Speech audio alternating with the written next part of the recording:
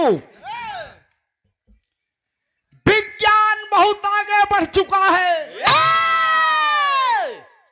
Paper, पत्रिका, television के माध्यम से, न्यूज के माध्यम से आप लोगों को सुनने को मिला होगा कि चंद्रयान 3 लैंडिंग किया। मोदी जी की देख रेख में चंद्रयान 3 लैंडिंग किया। लोग चंद्रमा पर रहने के लिए जमीन खरीद रहे हैं। तो तू हम कुछ ले हा? अरे यार, हमरे लोग साधारण गवैया बजवैया बस क्या है, चंद्रमा पर जमीन ले ली। हाँ, मुकेश अंबानी हरे ले पाई। समझा सो? विज्ञान इतना आगे बढ़ गया बाबू, लेकिन आज तक कौनो वैज्ञानिक बाबू जीवात्मक पता नहीं लगा पाए। एक बात जान ले, जौने दिन विज्ञान जीवात्मक पता लगाए ले, इंसान इतना होशियार है भगवान के ठेंगे मार दे। हानि लाभ जीवन मरण यश अपयश विधि हाथ। विज्ञान कितना आगे बाबू चला जाए, लेकिन हेमा विज्ञान के जोर चले वाला नहीं बा। फिर सम्राट फौजनी गुरु जनाब महरूम हैदर अली जुगनू जी के जमाने के दादा पंधारी के जमाने के निर्गुण लगत मर सब कहना है, अरे राम कौने बनवा, दादा कौने बनवा, एक दिन उड़ जाई सुगानावा कौने बनवा।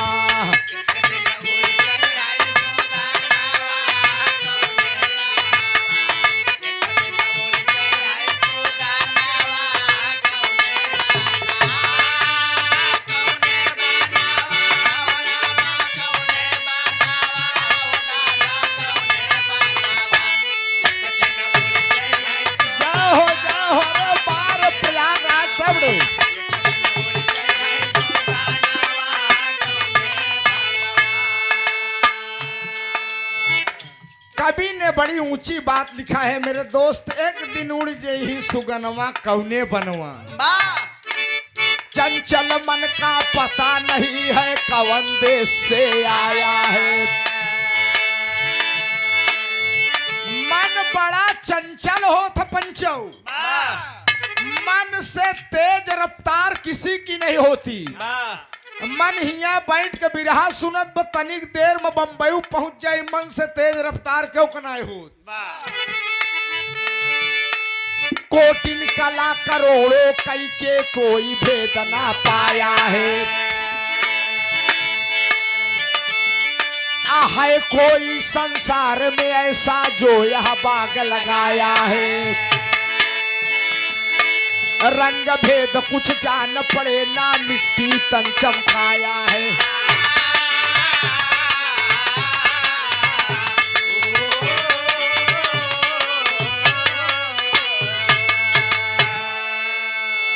चंचल मन का पता नहीं है कौन देश से आया है।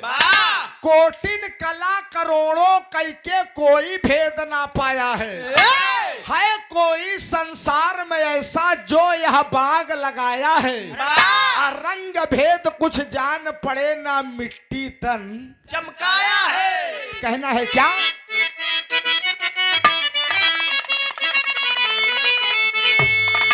अरे तो चोरी बेईमानी मन छोड़, बनई तो प्रीत प्रेम का जोड़, तोड़ना नियम कर्म का तानावा कौने बनवा।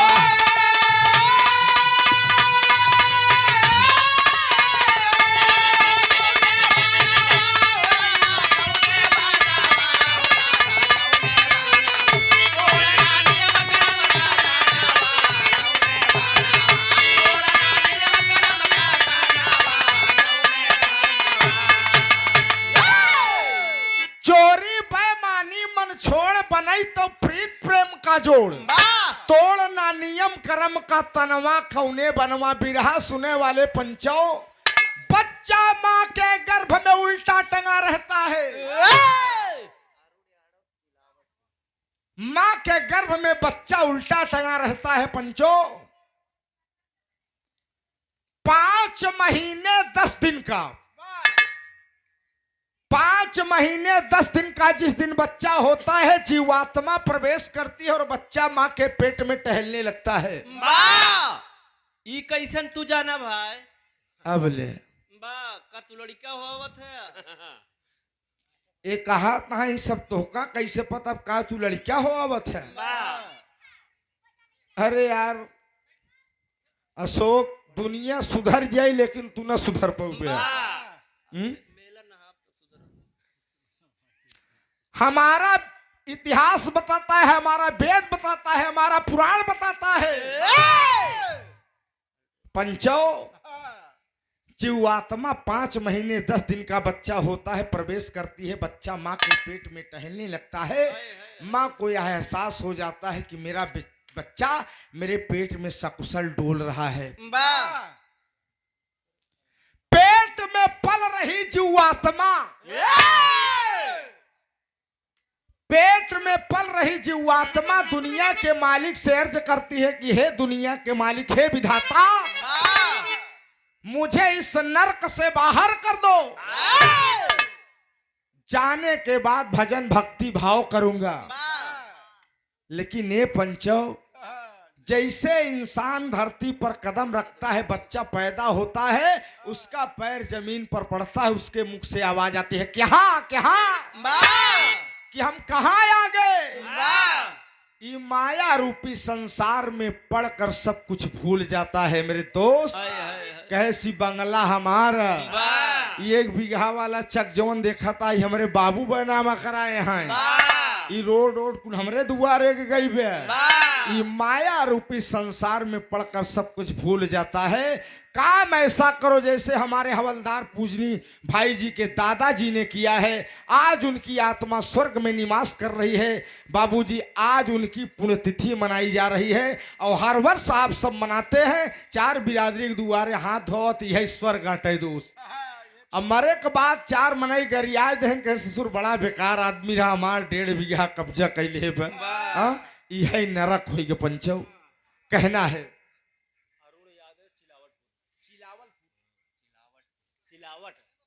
आप बड़े अगले बंद में कवि ने बड़ा ऊंचा भाव दिया है क्या?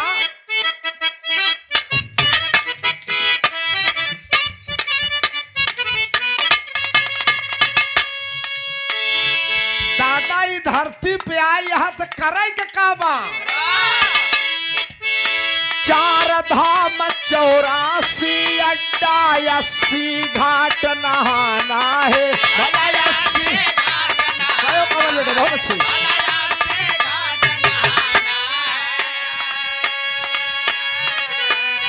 4 धाम कहें यार बाबू, हमारे 4 धाम गा 4 धाम 84 अड्डा, यानी कि कर्म के अनुसार 84 लाख योनियों में भ्रमण करना पड़ेगा।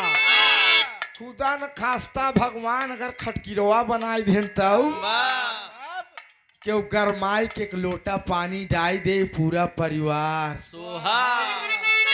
मेरे दोस्त, इंसान का जन्म बड़े भाग्य से मिला बाप। लेत देत बोलत बतियावत कैसौ समय बिताना है। भला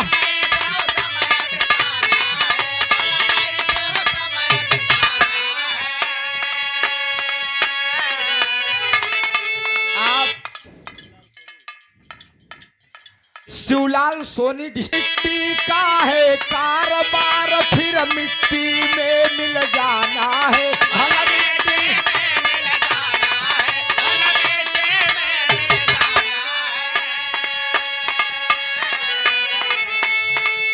तो का कौनो दिक्कत है का दादा? हाँ? बैठ जा आराम से। मिट्टी का है कारोबार, फिर मिट्टी में मिल जाना है। भला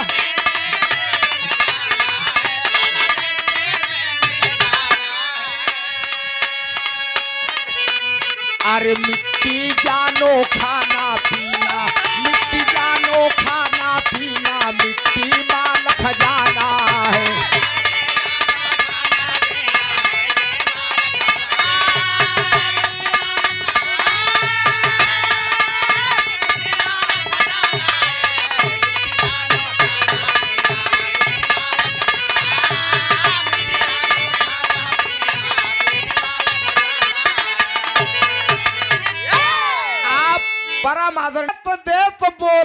बतियावत कैसो समय बिताना है। मिट्टी का है कारबार फिर मिट्टी में मिल जाना है। अब मिट्टी जानो खाना पीना मिट्टी माल खजाना है। क्या लेकर आए थे और क्या लेकर जाओगे, मुट्ठी बांधे आए थे और हाथ पसारे जाओगे। जाग जाओ। लाल जी सुधर जा। अब उस समय में भगवान के लाठी में आवाज नहीं होते का जान ले है। खूब इंजेक्शन लगाए के लौकी बेचता है तू। हाँ? जाओ। अब कुछ बिगड़ा ना चश्मा वाले चाचा, अब कुछ नहीं बिगड़ा। जब भी जागो तभी सवेरा। कहना है प्रश्न भाव बदल बा। अरे हाय हाय हाय, अरे भजन कैला रउआ काका, भजन करा शुद्ध खा तब भजन आई। अरे भजन कैला रउआ, अरे कसत मतिया मारी भजन कैला रउआ।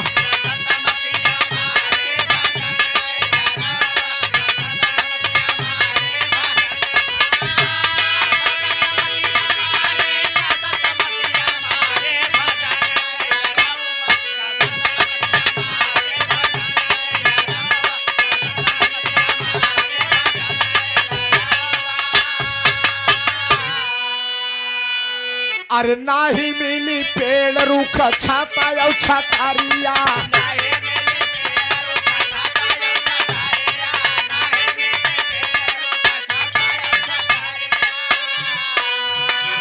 कुहिरा घेर ले कौड़ा जलाए ले ओस पर टेंट हाउस के नीचे आई गया। नाही मिली पेड़ रूख छाता या छतरिया। पंचौ आत्मा रूपी दुल्हन का मुलाकात परमात्मा रूपी दुल्हा सोई हिया मोछा टे बैठा कर हम तो लौंडा कुछ समझबे नहीं के।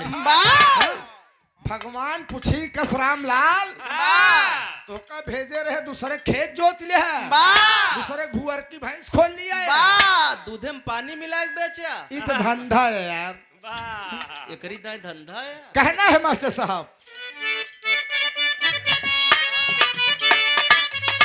नाही मिली पेड़ रूखा छाता या छातारिया।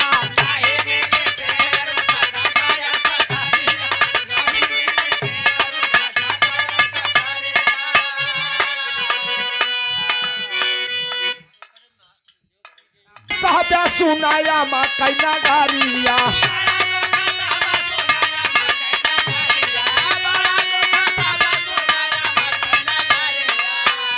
अरे साहब्या मुसीबत,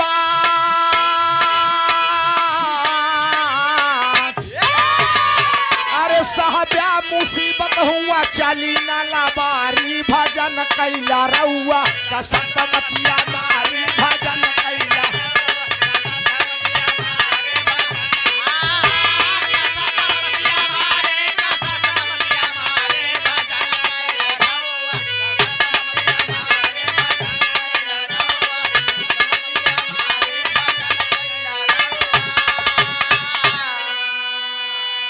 समाना है धरा का प्रमाण यही तुलसी, जो फरा सो झरा जो बरा सो जे फरा है चश्मा वाले चाचा उझरी जे बरा बु एक दिन बुताई है। सृष्टि के नियम में बिरहा का आखिरी लाइन में फिर भैया का नंबर पर कहना है।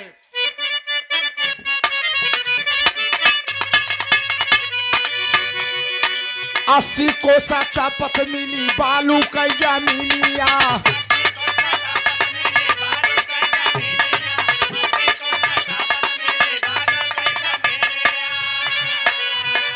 80 कोस एक परख लोग जूता चप्पल उतार के नहीं चलता है, लेकिन ये आत्मा का बड़ा कष्ट सहायक पड़ी। 80 कोस मास्टर, कोस कोस पे पानी बदले 3 कोस पे बानी। कोस पे पानी बदल जाता 3 कोस चला जाता बोली भाषा बदल जाता। कहूँ कहीं और बाबा, कहूँ और बबू और बच्चा और ननकाऊ, 3 कोस पे पानी बदल जाता दोस्त।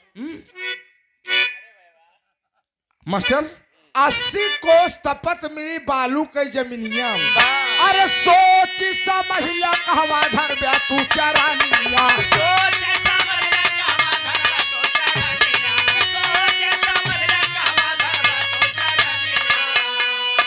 हमार महतारी बहन बिरहा के आनंद लेत यहाँ।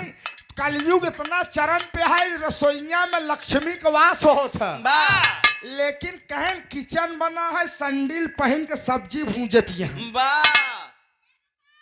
बुढ़ापा घरे बिगड़ेला करे दुल्हनिया चप्पल पहन, कहन माता जी ये किचन वाला पर्सनल चप्पल है। हाँ? अरे ससुर चाहे 1 करोड़ का चप्पल हो, लेकिन वो मूड़े में तो पहना न जाए, पहना गोड़न में जाए। मेरे दोस्त रसोई में लक्ष्मी का वास होता है, इसलिए ऐसा काम करो कि इस दुनिया से विदा होने के बाद भगवान अपने चरणों में स्थान दे आपको। अरे साहब्या मुसीबत,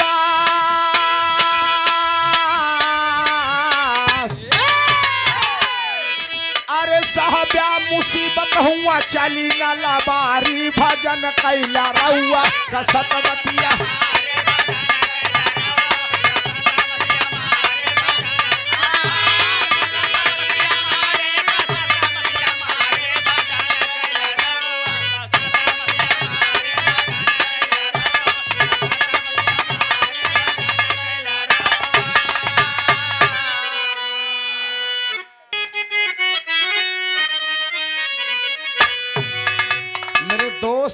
इसीलिए इस धरती पर आए हो, ऐसा काम करो कि दुनिया जाने के बाद आपको याद करे और भगवान अपने चरणों में स्थान दे। जिस तरीके से आज पूजनी हवलदार सूबेदार बच्चा पूजनी भैया के दादाजी की श्रद्धांजलि मनाई जा रही है, आज उनकी आत्मा स्वर्ग से इस परिवार को, हम लोगों को आशीर्वाद दे रही होगी कि आज मेरी पीढ़ियां मुझे याद कर रही हैं, मुझे श्रद्धांजलि अर्पित कर रहे हैं। मेरे दोस्त, बड़े भाग्य मानुष तन पावा, सुर दुर्लभ सब ग्रंथ ही गावा, साधन धाम मोक्ष कर द्वारा, पाए न जहि पर लोक सिधारा। मनुष्य की शरीर साधन का धाम मोक्ष का दरवाजा है, लोग मनुष्य भव सागर उसी के सहारे पार होता है। मास्टर साहब गुरु घराने परिचय बाप।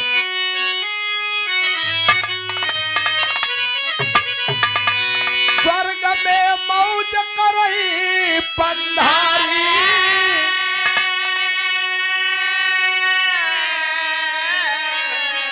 त कविता फूल चंदने ढारी, तरा के सया वाना दानवा कौने बानवा।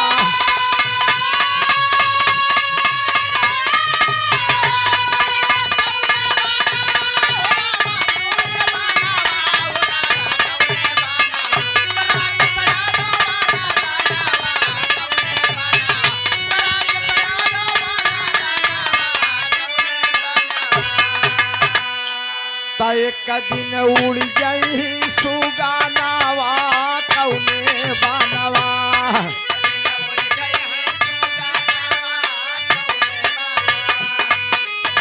अरे दिया कमल बेटवा एकदम सही लल्ला।